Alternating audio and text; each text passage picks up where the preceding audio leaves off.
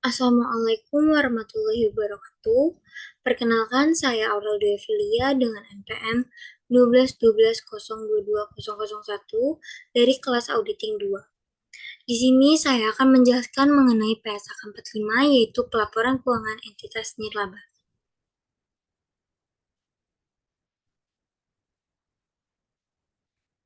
Di sini saya akan membahas 4 topik. Yang pertama itu ada tujuan dan tanggal efektif PSAK 45, yang kedua ada ruang lingkup PSAK 45, ketiga definisi PSAK 45, dan yang terakhir ada laporan keuangan entitas nirlaba.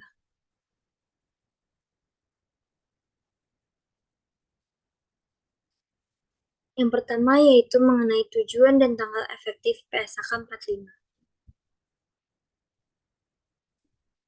PSAK 45 ini bertujuan untuk mengatur pelaporan keuangan entitas nirlaba. Dengan adanya pedoman pelaporan, diharapkan laporan entitas nirlaba dapat lebih mudah dipahami, memiliki relevansi, dan memiliki daya banding yang tinggi.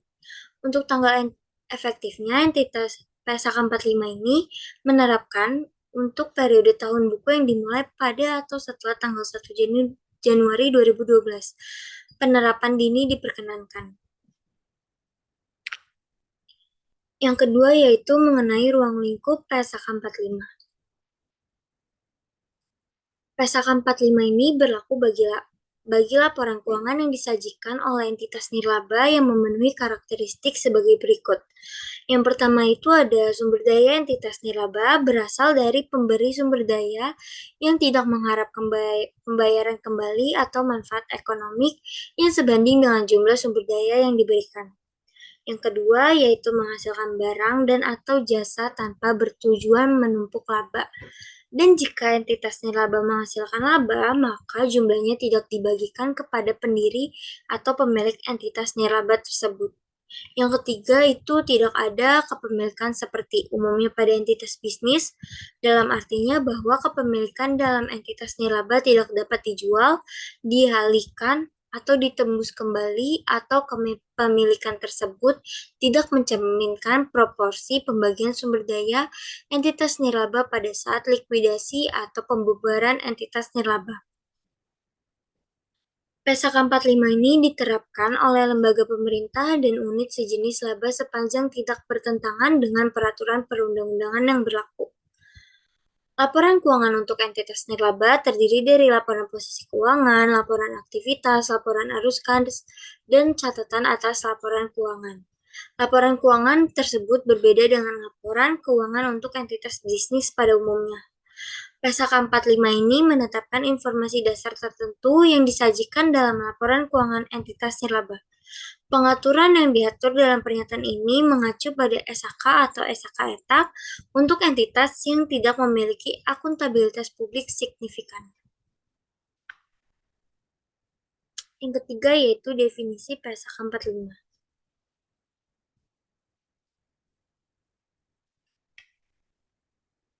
PSAK 45 ini digunakan dalam pernyataan pembatasan permanen adalah pembatasan penggunaan sumber daya yang ditetapkan oleh pemberi sumber daya yang tidak mengharapkan pembayaran kembali agar sumber daya tersebut dipertahankan secara permanen.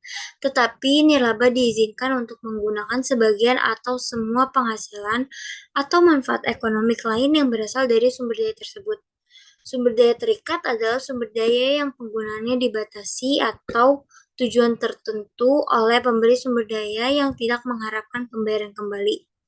Pembatasan tersebut dapat bersifat permanen atau temporer. Sumber daya yang tidak terikat adalah sumber daya yang penggunaannya tidak dibatasi untuk tujuan tertentu oleh pemberi sumber daya yang tidak mengharapkan pembayaran kembali.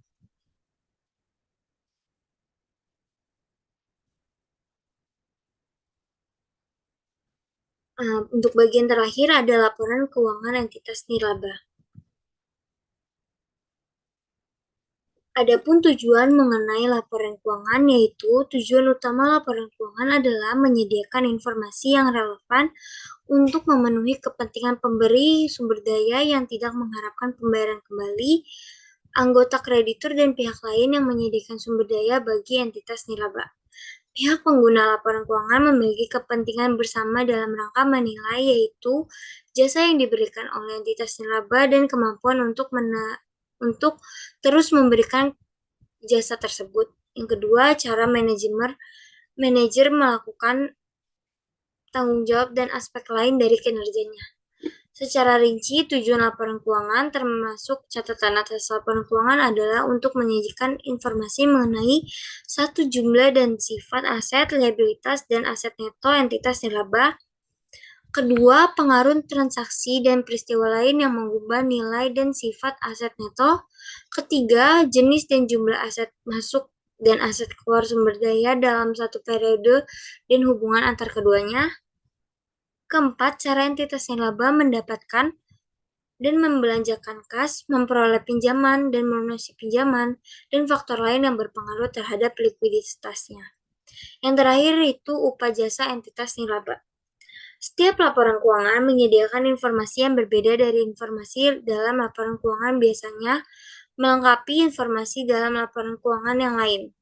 Laporan keuangan entitas nirlaba meliputi laporan posisi keuangan pada akhir periode, laporan aktivitas, dan laporan arus kas untuk sesuatu periode pelaporan dan catatan atas laporan keuangan. Laporan keuangan pada entitas nirlaba itu terbagi menjadi 3. Yang pertama itu mengenai laporan posisi keuangan.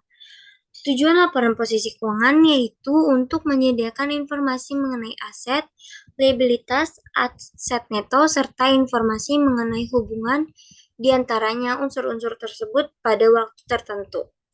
Informasi dalam laporan posisi keuangan yang digunakan bersama pengungkapan dan informasi dalam laporan posisi keuangan lain dapat membantu memberikan sumber daya yang tidak mengharapkan pembayaran kembali anggota, kreditur, dan pihak lain untuk menilai. Yang pertama, kemampuan entitas nirlaba untuk memberikan jasa secara berkelanjutan, dan yang kedua, likuiditas, fleksibilitas keuangan, dan kemampuan untuk memenuhi kewajiban dan kebutuhan pendanaan eksternal.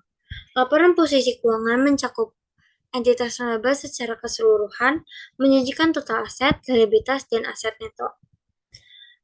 Yang kedua itu klasifikasi aset dan liabilitas. Posisi keuangan termasuk catatan atas laporan keuangan, menyediakan informasi yang relevan mengenai likuiditas, fleksibilitas keuangan, dan hubungan antara aset dan liabilitas. Informasi tersebut umumnya disajikan dengan pengumpulan aset dan liabilitas yang memiliki karakteristik serupa dalam suatu kelompok yang homogen.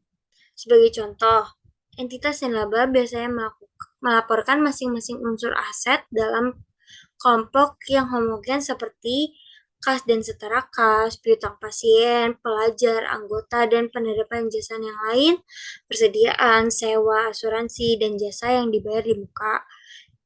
Terus ada instrumen keuangan dan investasi jangka panjang, tanah, gedung, peralatan, serta aset tetap lain yang digunakan untuk menghasilkan barang dan jasa. Kas atau aset yang dibatasi penggunaannya oleh pemberi sumber daya yang tidak mengharapkan pembayaran kembali disajikan terpisah dari kas atau aset lain yang tidak terikat penggunaannya. Informasi likuiditas diberikan dengan cara sebagai berikut. Yang pertama itu menyajikan aset berdasarkan urutan likuiditas dan liabilitas berdasarkan tanggal jatuh tempo. Yang kedua, mengelompokkan aset ke dalam kelompok lancar dan tidak lancar, dan liabilitas ke dalam kelompok jangka pendek dan jangka panjang. Yang ketiga, mengungkapkan informasi mengenai likuiditas aset atau jatuh tempo liabilitas tersebut, pembatasan penggunaan aset dalam catatan atas laporan keuangan. Yang ketiga itu klasifikasi aset neto terikat atau tidak terikat. Laporan posisi keuangan menyajikan jumlah masing-masing kelompok aset neto berdasarkan pada ada atau tidaknya pembatasan oleh pemberi sumber daya yang tidak mengharapkan pembayaran temporer kembali, yaitu terikat secara permanen, terikat secara temporer, dan tidak terikat. Informasi mengenai sifat dan jumlah dari pembatasan permanen atau temporer ungkapkan dengan cara menyajikan jumlah tersebut dalam laporan keuangan atau dalam catatan atas laporan keuangan. Pembatasan permanen terhadap aset seperti tanah atau karya seni yang diberikan untuk tujuan tertentu, untuk dirawat dan untuk tidak dijual, atau aset yang diberikan untuk investasi mendatang. Pendapatan secara permanen dapat disajikan sebagai unsur terpisah dalam kelompok aset neto yang penggunaannya dibatasi secara permanen atau disajikan dalam catatan atas laporan keuangan. Pembatasan permanen kelompok kedua tersebut berasal dari hibah atau wakaf dan warisan yang menjadi dana abadi. Pembatasan temporer terhadap sumber daya berupa aktivitas operasi tertentu, investasi untuk jangka waktu tertentu, penggunaan selama periode tertentu di masa depan, atau pemberian aset tetap dapat disajikan sebagai unsur terpisah dalam kelompok aset neto yang penggunaannya dibatasi secara temporer atau disajikan dalam catatan atas laporan keuangan. Pembatasan temporer oleh pemberi sumber daya yang tidak mengharapkan pembayaran kembali dalam berbentuk pembatasan waktu atau pembatasan pengguna atau keduanya. Aset neto terikat umumnya meliputi pendapatan dari jasa, penjualan barang, sumbangan, dan dividen atau hasil investasi, dikurangi beban untuk memperoleh pendapatan tersebut. Batasan tersebut, penggunaan aset neto tidak terikat dapat berasal dari sifat entitas nirlaba. Informasi mengenai batasan tersebut umumnya disajikan dalam catatan atas laporan keuangan. Yang kedua itu yaitu mengenai laporan aktivitas. Untuk tujuan laporan aktivitas itu yaitu menyediakan informasi mengenai pengaruh transaksi dan peristiwa lain yang mengubah jumlah dari aset neto, hubungan antar transaksi dan peristiwa lain, dan bagaimana penggunaan sumber daya dalam pelaksanaan berbagai program atau jasa.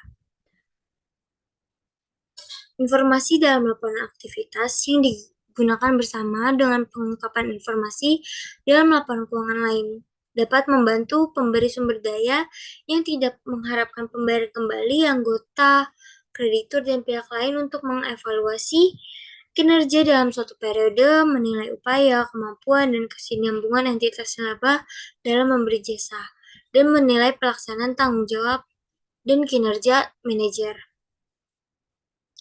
Adapun tujuan utama laporan aktivitas yaitu menyediakan informasi mengenai pengaruh transaksi dan peristiwa lain yang mengubah jumlah atau sifat aset neto, hubungan antara transaksi dan peristiwa lain, dan bagaimana penggunaan sumber daya dalam pelaksanaan berbagai program dan jasa.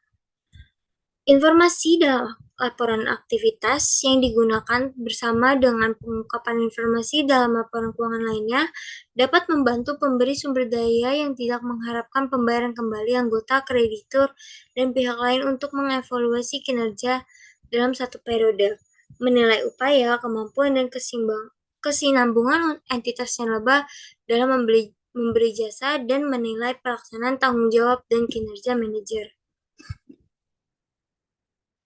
Yang kedua, perubahan kelompok aset neto. Laporan aktivitas menyajikan jumlah perubahan aset neto terikat permanen, terikat temporer, dan tidak terikat dalam satu periode. Pendapatan dan keuntungan menambah aset neto, serta beban dan kerugian yang mengurangi aset neto dikelompokkan sebagaimana diatur di paragraf 24-25. Klasifikasi pendapatan, beban, keuntungan, dan kerugian.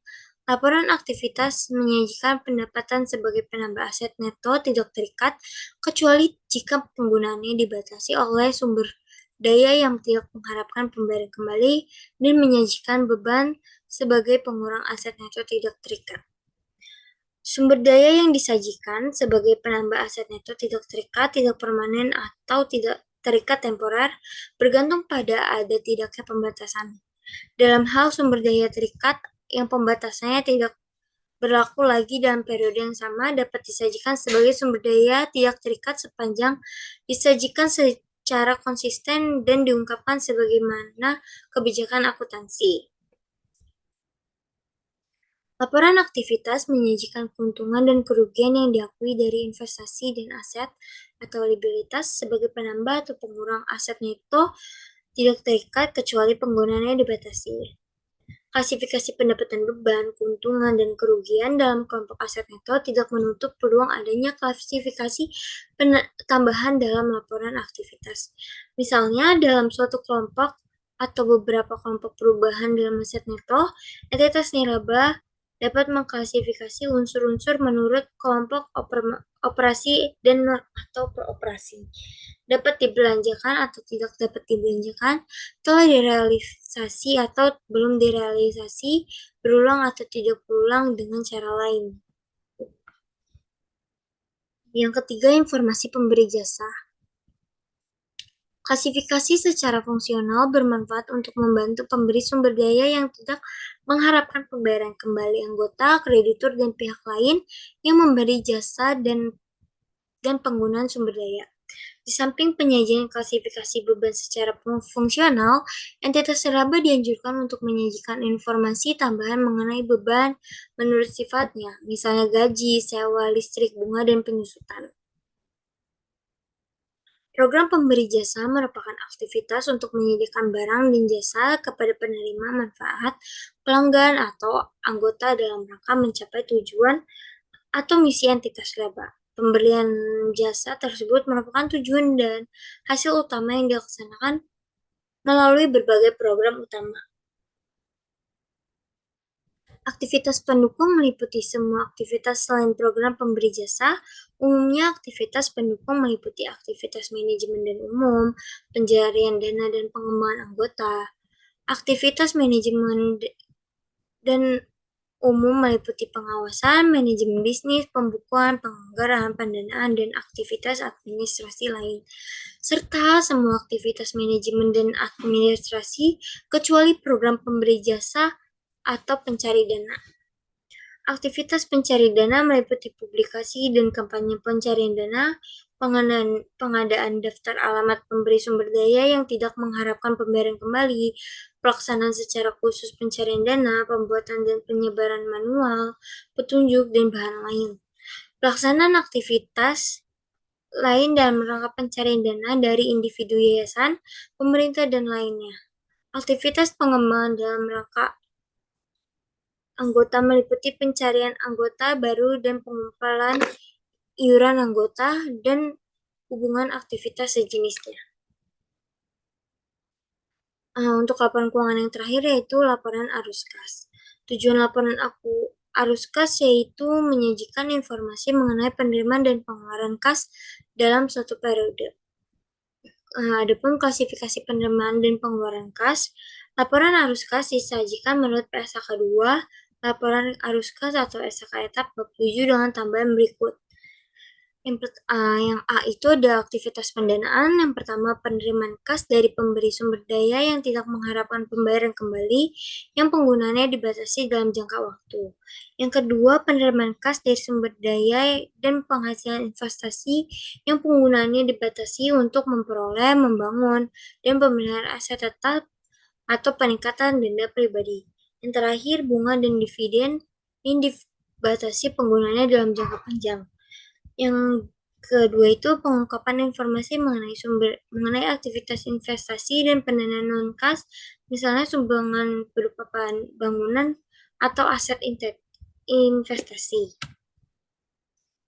Di sini juga saya melampirkan mengenai contoh laporan keuangan entitas laba.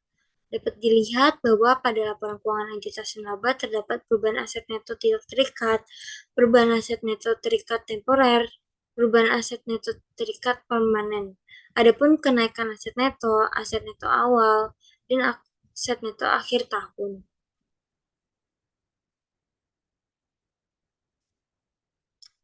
Demikian presentasi yang bisa saya sampaikan, kurang lebihnya mohon maaf. Wassalamualaikum warahmatullahi wabarakatuh.